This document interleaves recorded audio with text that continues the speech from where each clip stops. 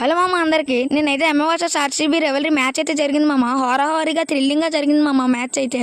RCB అయితే toss గెలిచి bowling అయితే ఎంచుకున్నారు మామ. నెక్స్ట్ బ్యాటింగ్ వచ్చిన ఎంఐ టీం అయితే రోహిత్ శర్మ 10 balls 22 runs చేసి మంచి స్టార్ట్ అయితే ఇచ్చాడు మామ ఎంఐకి. నెక్స్ట్ బ్యాటింగ్ దిగిన నమందీర్ అయితే క్లోజ్ టు 47 runs అయితే చేశాడు మామ. ఈయన చేసిన రన్స్ వల్ల తిలక్ వర్మ చేసిన హాఫ్ సెంచరీ వల్ల ఎంఐ స్కోర్ అయితే 166 runsకి రీచ్ అయిందని చెప్పుకోవచ్చు.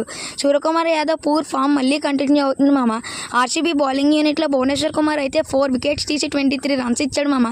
Really hats off the Bhuvneshwar Kumar మామ. నెక్స్ట్ బ్యాటింగ్ దిగిన ఆర్సీబీ టీం వాళ్ళు అయితే కొలాప్స్ అయిపోయారు మామ. కానీ అప్పుడే మలుపు తిప్పాడు మామ కృణాల్ పాండ్యా అయితే. 46 balls 73 కొట్టి రెచ్చిపోయాడు మామ. చెలరేగిపోయాడు మామ కృణాల్ పాండ్యా నిజంగా. అయినా ఒక ఎండ్లో ఎంఐ బౌలర్స్ అయితే బాస్కి అయితే 4 wickets తీశాడు మామ 26 runs ఇచ్చి.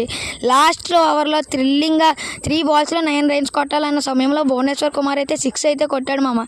6 కొట్టి 1 run తీసి రజీక్ సలాంకి అయితే స్ట్రైక్ ఇచ్చాడు మామ. రజీక్ సలాం బాల్ని 2 runs కింద మలిచి మ్యాచ్ని అయితే ఫినిష్ చేశాడు మామ. భువనేశ్వర్ కుమార్ నిజంగా షాట్ ఆఫ్ ద డే మామ.